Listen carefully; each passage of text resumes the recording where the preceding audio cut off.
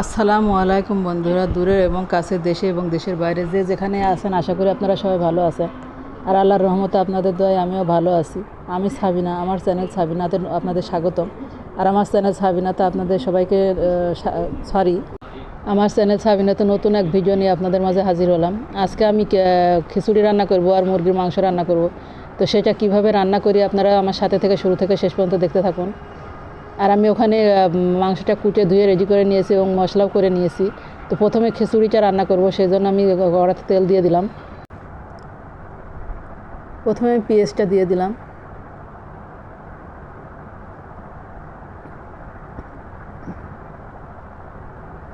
আর পেঁয়াজটা দিয়ে আমি নাড় দিয়ে পরে মশলাটা দিয়ে দিব। আর পেঁয়াজের ভিতরে রসুন দিয়ে দিয়েছি, কাঁচামরিচও দিয়ে দিলাম।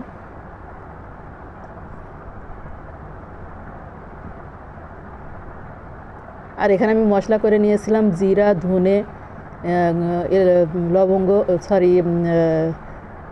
এলাচ ফল, গোলমরিচ আর রসুন আচ্ছা করে নিয়েছিলাম। আর সব মশলা একবার বেটে নিয়েছি। আদা, তো আমি একটু পানি দিয়ে দিয়েছি, তার মধ্যে হলুদ দিয়ে দিলাম আর লবণ দিয়ে দিছি। দিয়ে মশলাটা আমি কষাই নেব সুন্দর করে। আমি মশলাটা কী কী দিয়েছি আমি আপনাদের ফের বলবো। জিরা, ধনে, এলাচ ফল আর গোলমরিচ, আদা আর রসুন আচ্ছা করে সব কিছু বেটে সুন্দর করে নিয়েছি। মানে মশলাটা ফিনিশ করে পরে আমি রসুনটা আচ্ছা করে নিয়েছি। আর মশলাটা আমার কষানো হয়ে গেছে, তো আমি চালটা দিয়ে দিলাম। আর এখানে কলার ডালের খিচুড়ি রান্না করব। তো সে কলার ডালটা আর চালটা আগে ধুয়ে নিয়েছিলাম, নিয়ে পানি ঝরিয়ে রেখেছিলাম। তো সেটা আমি দিয়ে দিলাম মশলার ভিতরে।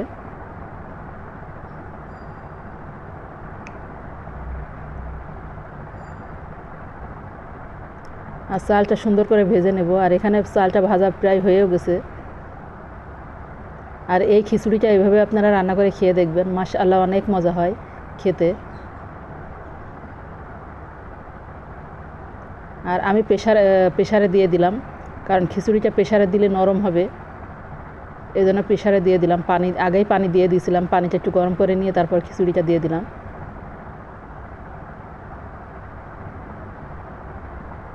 খিচুড়ির চালটা, আমি বারবার খিচুড়ি বলছি, খিচুড়ির চালটা আমি দিয়ে দিয়েছি। আর এখানে খিচুড়িটা হয়ে গেছে, তো মাংস রান্না করব, সেজন্য কড়াতে তেল দিয়ে দিলাম।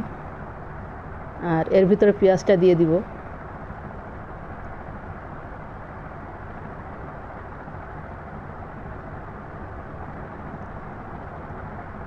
আর বন্ধুরা, আজকে রান্নাটা আমার মেয়ে করেছে।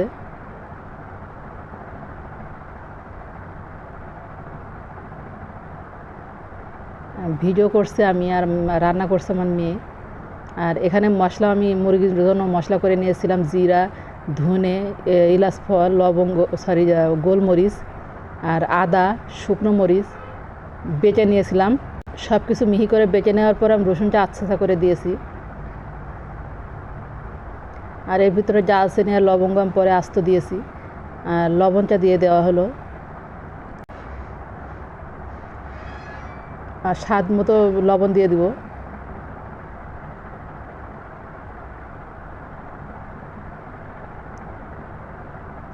আর এখানে মশলাটা কষানো হয়ে গেছে, তো মাংসটা দিয়ে দেওয়া হচ্ছে।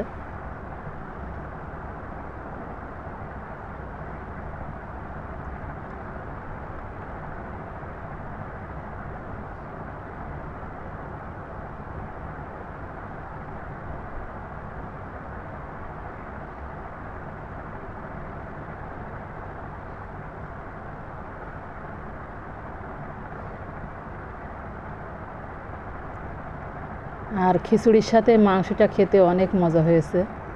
আমার মেয়ের হাতের রান্না, তারপরও আমার মেয়ে এই প্রথম রান্না করলো, তো অনেক সুন্দর করে রান্না করেছে। মাশাআল্লাহ অনেক মজা হয়েছে, আপনাদের বলে বোঝাতে পারবো না। তবে আমার মেয়েটা ছোট, কাজের দিক থেকে সব কিছুই পারে, পারফেক্ট। মানে পারফেক্ট বলতে কি, একদম পারফেক্ট বলবো না, হয়তো কিছুটা বাকিও আছে, সেটা আস্তে আস্তে শিখে নেবে। আর এখানে আমি মাংসটা কষানোর জন্য পানিটা দিয়ে দিলাম।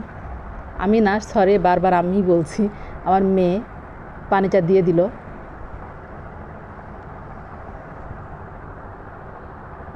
আর এখানে প্রায় মাংসটা কষানো হয়ে যাচ্ছে, কষানো পানি অনেকটাই শুকিয়ে এসছে।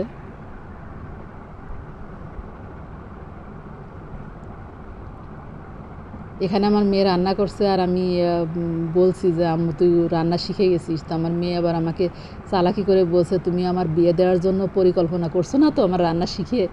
তো আমি বলছি, না পাগল, রান্না তো সব মেয়েদেরই শেখা উচিত, কারণ বাইরে পড়তে গেলেও তো লাগে রান্না করাটা। দেখা যাচ্ছে যে নিজেরা যখন হোস্টেলে থাকবে তখন নিজেদের রান্না করে খেতে হবে। তো এই রান্নাটা যদি না জানে, মানে প্রত্যেকটা কাজে যদি না পারে, তখন একটু কষ্ট হবে। তো এই জন্য আমি ওকে অল্প অল্প করে একটু একটু করে শেখাতে থাকি। তবে যখনই শিখতে যাই ও প্রথমেই একদম সুন্দর পারফেক্টলি শিখে ফেলে, কারণ ওর আগ্রহটা খুব বেশি শেখার, এজন্য ও শিখে ফেলে। তো এই রান্নাটা আজকে প্রথম করছে, কিন্তু রান্নাটা অনেক মজা হয়েছে। আর এখানে আমার মাংসটা রান্না হয়ে গেছে, বেশি একটা ঝোল রাখা হলো না, এখানে কষানো মতো করেই রাখলাম। আর আমার মেয়েটা অনেক লক্ষ্মী, অনেক ভালো, আমার অনেক কাজে হেল্প করে।